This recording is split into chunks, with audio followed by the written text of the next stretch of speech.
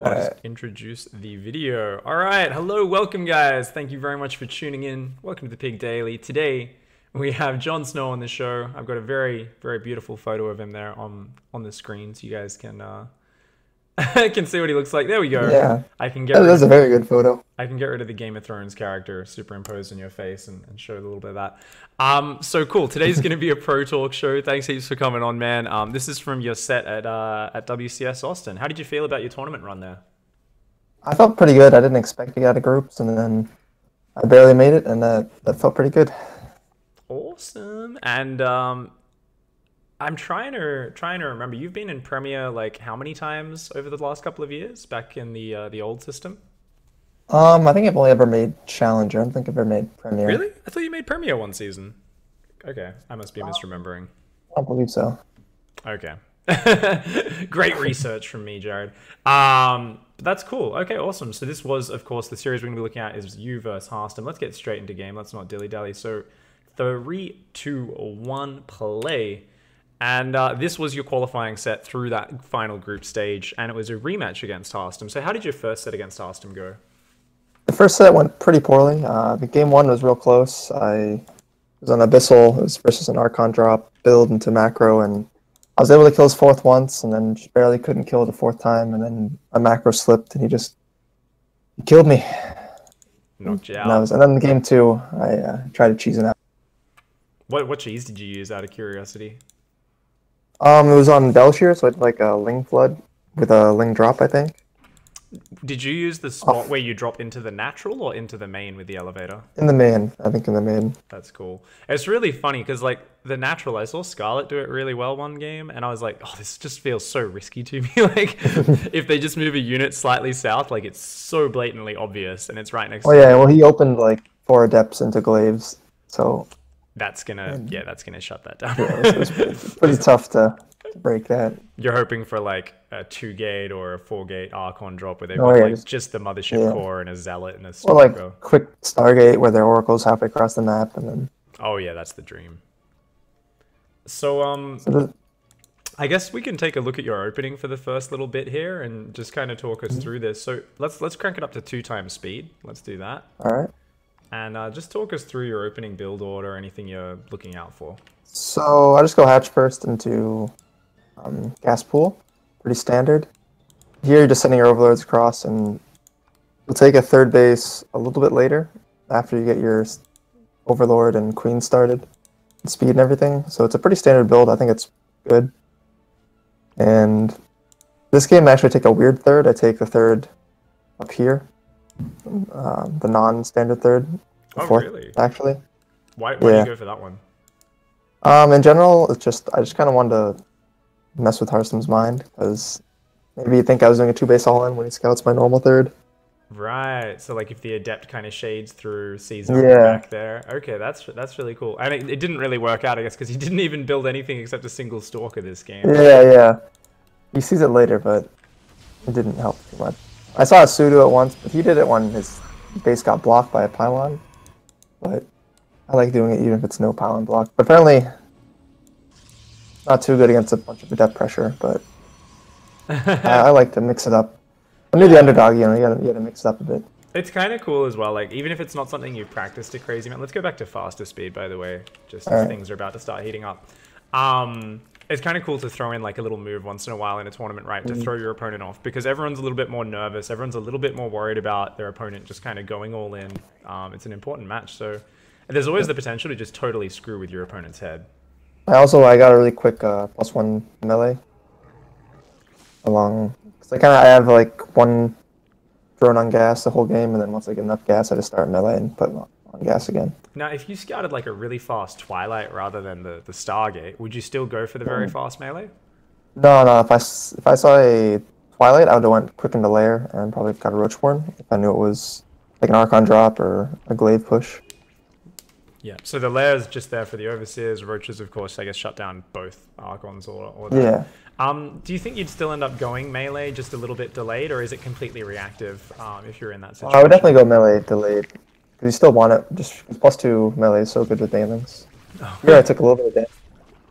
The casual two, the two I've banelings. debated going later melee because The thing is, you get it nice and early. Sometimes you'll have the upgrade up for when they do into depth push. But Do you think there's a big difference with the 10 hit point nerf? Do you find like it's just a little bit easier with Zergling Baneling defending? yeah, I think it's a little bit easier. It's pretty nice. It's not a huge. It's not as big as difference I thought. I thought it was gonna be like completely broken. Be all right. Yeah, I thought it would be way bigger as well, but I guess it's only like what 2 or 3 Zergling hits difference. It's not like absolutely massive. So, oh, did you scout this push coming across? I'm at 5 minutes 40. We're probably near each other, or were you just kind of blindly preparing for this? I was blindly preparing, but I think I had scouted with one of my lings and seen a bunch of depths. And here I see him move out. Because I had watched Cyril versus Hearthstone and did this exact same build. Cyril holds it a lot better than I do. And Hearthstone is a creature of habit as well. I think anyone who's watched Hearthstone over the last 4 or 5 years of his career, he's a guy who loves to like really refine. So here I got really out of position here. This is where this third kind of is pretty bad when they're doing this depth pressure, because if you took the back third, you're a lot better set up to defend against this. Here, this actually looks pretty tough. I'm losing a lot. Yeah, this is a lot of mine time, drones. Messy, hey? So, the extra queens, we noticed in total you've only got 3 queens, but it's kind of important that you brought all your queens to the front there, because otherwise those oracles can just blast your Zerglings down, right? Yeah. Yeah, ideally I'd have 4 queens, I think. I don't know if he killed one, but 3, you definitely need at least 3, I think, out front just to focus the oracles, or else they'll just kill infinite lings. Can we go back and watch that defense one more time and just see, do you think you could have done anything better when that first Yeah, came sure, in? let's go to... I'm just curious, like, obviously not having the base is going to make your life easier. Yeah, let's go to like 552. I'm at 552 now. Ready? Alright, so ready, set, go. Awesome. So here, I think I should have just had more of my lings on the left side, and then like maybe 2 Banes and the Queens go to the natural. Just because I over committed to the natural, but then he just chose the left side because didn't have enough to fight it. Just having that better split, yeah. Yeah. I also think, I'm not sure, I didn't know where the oracles were, that was also scary. I think you want the queens wherever the oracles are going to be. Maybe, I think I should have had a creep tumor connecting these bases. I was just about to say that. I was like, yeah, actually that's probably pretty important as well. But it's one of those things you're not really used to it because you're not used to having this base. So like a little thing like I need a creep tumor ready for the 6-minute double oracle at depth pressure. It's really hard to remember. Yeah, so this was a pretty rough defense, but in the end we survived, which is all that matters. I think Zerg, once you get up to 4 bases and heavy drone, you can bounce back in games like this. Yeah, you have that explosive unit comp. Definitely a good situation for him though, I'd say overall, right? Yeah, I'd say he's in a great spot. I think he could start every game like this. He definitely would. 14 Pro Bleed for Protoss. If we think back to Heart of the Swarm, that's like game over. It's unheard of. Luckily, Zerg have quite a few more tools in Legacy of the Void. And, you're not just crashing against Stalker Sentry. Yep. Here I went for +1 attack from Hydras over +1 or +2 melee, which I think I've been debating which order, because I think in the end you always want 2 melee and +1 attack. It's like your final goal before you get high hype and stuff, but I'm debating the order. At +2, I know some people just go +2 melee, you mean? Yeah. Yeah. People just rush +2 melee and then get the attack. It's really weird because I've seen range upgrades like in the last month get so popular, even with Ravager styles. I mean, I first saw it with True, where obviously True just only makes Ravagers on Zerglings, like he doesn't even make Banelings or any other unit, any ZVP basically. But now I've seen, we saw Scarlet, she was kind of going, +1 range, +1 melee, +2 melee, +2 range in her games with Hydra Baneling in GSL. And it seems like everyone's just kind of valuing, kind of incrementing them a little bit, as long as you eventually hit the +2 melee. And I guess a little bit of analysis, I would imagine that's partly because it's not so much you're just doing a BL where you just like, okay, I've got 25 Banelings and 40, and 30 Hydras, 25 Banelings. I've got to crash through the front. A move the front, A move the front. Yeah. Like, it's more a positional game where you're denying the fourth and you're looking for small trades and you're trying to sneak Banelings into mineral lines, right?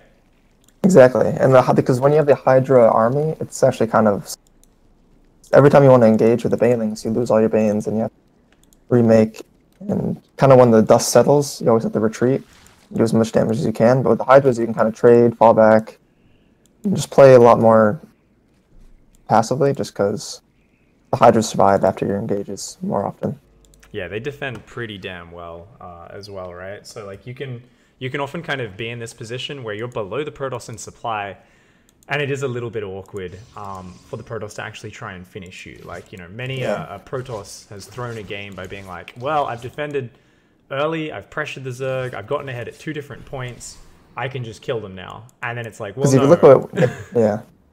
It's Hearthstone, he's investing so much in the Storm, these Templars, you know, Stargate tech. This all makes your army a lot smaller. But it's still very efficient if you're trying to attack into it, because of the storms and stuff. But in the end of the day, for us, they've been kind of skipping out on the meat of their army, you know? So it's more often this, like, anti-Baneling army. Triple Robo, which is really fragile. Wow. Yeah, this is crazy. Yeah. He really just powered up after the opening because he felt really safe. Which unfortunately let me drone up to 82 drones, which I think maybe if he played this again, he would have put on a really aggressive push after taking his lead. Because now I have this huge Hydra Bane army, which I feel really comfortable with. You can kind of see his game plan, right? I mean, you're now getting into what you want to be aggressive, but he's got 2 Warp Prisms out. So for Hearthstone, it's clearly I'm never going to attack game, right?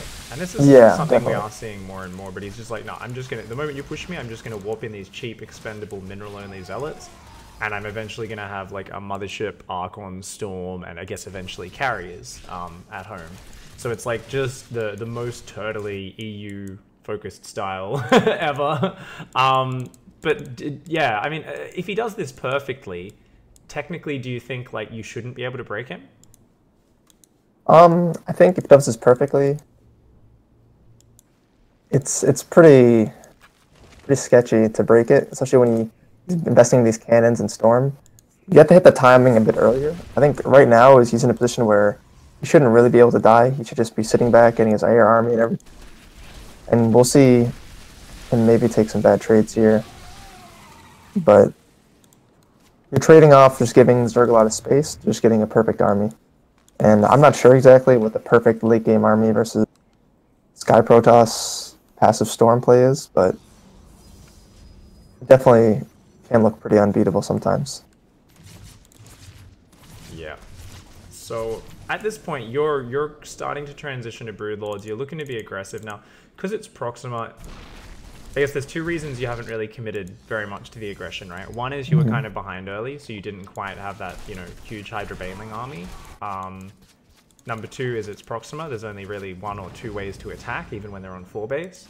And number 3 is this double Warp Prism. Were you feeling the double Warp Prism at this point in the game? Were you like, oh shit, he's buying too much time? Well, my goal was just to get maxed out. I thought he was going to hit me hard and kill me, so I was like, all right, I just want to get some bases out, and then I can go from there. There's always a hope you can just take a really sick fight and win the game. Yeah. But these double Warp Prism drops just made me feel like I was wasting so much time, because I felt like I got to my full strength power, but then never got to do anything with it for minutes and minutes. And see, so now he has this warp. There's a Mothership and all these Storms. So I had to figure out how I'm going to engage this. You see I'm trying to poke, but I still felt pretty okay, because I really like just controlling Hydra Bane. It feels like such a nice composition. There's something beautiful about it, right? Storm. Yeah. But you can see here how like it just looks impossible for me to trade out. I had a good question, and I mean obviously it's already happened, but what is there a specific trigger? I'm sure a lot of people are going to be asking this on the stream for going Broodlords and Hive Tech. Is there a point? Is it when you're getting close to max? Is it a comfort factor based on how the game's gone? Yeah, it depends on. Basically, for me, it's like if they have just so much Storm, I don't feel like I can break them. I feel like I need to go Broodlords. Here I'm actually going Muta because of these double Warp Prism drops are annoying me so much. And you go for 11. That's a pretty juicy count. So you want to do some harassment afterwards, I guess, as well? Yeah. But here I also felt like I'd given him too much time, so I didn't think my Broodlord timing would even be that strong, because I know he has the Mothership core. I mean, the Mothership. I thought I definitely wasn't in the best spot, even to go Broodlords. So I knew I had to make something happen, so I went Mutas instead. And you'll see it actually, I think the Muta switch was kind of the reason I won this game. If you look at right now, he was massing carriers, and if he didn't see those Mutas, I probably would have, he probably just would have gotten a huge carry count and then just steamrolled me. But luckily, the Muta scared him off carrier tech, which I think was really good for me. kind of funny, right? Because even though your mutas might not achieve a lot, just forcing him into those Phoenix, delaying him getting that ultimate army that you really just don't have an answer to, can help you out quite a lot. And you're looking for these engagements in the middle. So far, in terms of efficiency, he's kicking ass, right? You're not really doing too great here. Your creep's being pushed back. Fly's going down. But the mutas in the main really are just winning the game here, I think. Killing the Phoenix is just forcing, even though I was taking bad trades there, I was still forcing the micro this army instead of dealing with the mutas. So I think overall, it was just a necessity to trade in the middle there, even because I needed to break down his army. I also needed to distract him. Yeah, you kind of can't wait until it pushes right onto your production and then fight, right? Because you know you're going to... You need multiple waves of that Zerg army. Especially with Banes, because you don't want to attack with all your Banes at one time. That's something I've noticed a lot, right? You're often looking for exposed High Templar, exposed sentries, juicy units, right? And just the longer the fighting goes on, the more positioning with the Hydras, there's always the chance they kind of get spread, and part of their army is engaging into this nice spread of Hydras without Storm there. Or the High Templar are kind of exposed, right? And the Banelings roll in. So it can be pretty difficult just to, if they attack with like a few units and 6 or 7 Banes. They don't really want to throw down a bunch of Storms. They also don't want to lose units. And sometimes they'll just get a bunch of Zealots or some free High Templars, just these little Baneling skirmishes. These mutas are really just pulling him around now, and they're just wasting so much time and forcing more and more Phoenix out. Now if you look at his army, he doesn't have the Mothership anymore. He doesn't have Carrier. Engageable army right now. And his all High Templar are actually, he's just re-warped them in, right? He's lost them in these trades, and you've kind of forced the chaos. Yeah, I forced the chaos, brought it back down to my level, which is this Hydra Bane level, not this late game level. I think late game versus late game, I think he would have rolled me, just having the better setup and probably better late game. So I really needed to force it to this chaotic, low base, low armory tech fights. I saw Scarlet versus Stats. Did you watch that game the other day? Not yet. Not yet. I really need to. Very similar pattern, right? Where I think Protoss looks kind of just rock solid. And there's definitely a part in my brain and a lot of Zerg players that says, well, you are on a timer, their army is getting more perfect. And that is true. But what we're seeing more and more in Scarlet's games and your games here, and just more and more at a high level, is Hydra Baneling players being more patient and waiting for those openings and trying to just make the Protoss uncomfortable. Because I think people are starting to appreciate how hard it is for the Protoss to, like you said, defend the little Baneling run-in without losing a bunch of High Templar or Zealots. And often there's this point, and it was the same thing in Stats vs Scarlet, where she manages to knock out all of his High Templar in a series of kind of multi-prong attacks while constantly poking at the front with the Hydra and small squads of Banelings. And then suddenly there's this point where he's only got like one Storm left in his army. And, you know, she gets a decent engage and just like rolls over with the superior economy and the massive, really good concave of Hydras. And it's just crazy, right? Because you think of this Immortal Archon army as so scary, but Hydras with their range, their mobility, if they get a good angle and there's not much Storm left, suddenly they can do incredibly well. Yeah, because they have the base of their Immortal count, really, which isn't terribly good against Hydras. So once you get rid of the Storm and the Zealots, the Hydras can actually go down to town. And Zerglings, too, can have really high DPS. If you look at the game right now, this is where I'm kind of thinking I need to go Broodlords, because I have this hard to break into army with Storm Archon, but I don't think he has enough money and tech to go for Tempests right now. This is where it's kind of getting scrappy, and I'm thinking maybe I need to go Broodlords to get to this next stage. I think that's pretty smart, right, as well, because I remember I would often make the decision here earlier in Legacy where you'd kind of be in this position. I'm sure you've had the same thing where you kind of go, well, he's not got that many probes and he can't really secure a fifth. It's 18 minutes. He's been on 4 base forever. How much money does he have? But then you realize that he can still keep warping in High Templar and Archons for minutes after his minerals run out. And those are the most important units. So even if you're mining more minerals, it's really scary still, right? Yeah. And then when you kind of need to make things happen with these units, you can still trade very poorly against those. And even if you have like a 30-40 supply lead, you could still lose the game by forcing it into them. But if you go Broodlords, I think it's a bit of a safer way. Yeah, so I like to think of it in 2 different stages. I guess we should watch this fight first. Yeah, this is a pretty brutal fight. I'm trying to cancel both his pit bases. I know how much he needs his money. grabbing a few High Templar there, just those little Baneling pickoffs. When you're doing that, do you just kind of box a few Banelings at the front and click them in? Yeah, you kind of want to mess with the AI, the Protoss army, and just control them specifically and aim for either big Zealot or big High Templar. What do you think is the ideal Baneling number for that? I guess anywhere between like 3 or 4 Banelings and 10 Banelings? Yeah, I'd say it's between there, because if it's too little, they'll just A-move it. If it's too many, then they'll start investing into storms and stuff where it becomes efficient. So I'm not sure. Sometimes it's better to like do like 4 for like a mineral line run by, and then like 6 or 7 for the High Templars, accompanied with some other units to soak up the initial hits. So what I was just saying before we watched the Broodlord, so I do like to think of it in 2 stages, right? Where you're looking to mess up the Protoss's perfect build-up, right? You were talking about carriers before and how mutas were kind of the key here to delay that. And then obviously in a follow-up to that, you killed a lot of probes and you kind of picked away. And that's what kind of allows the Broodlords to happen, right?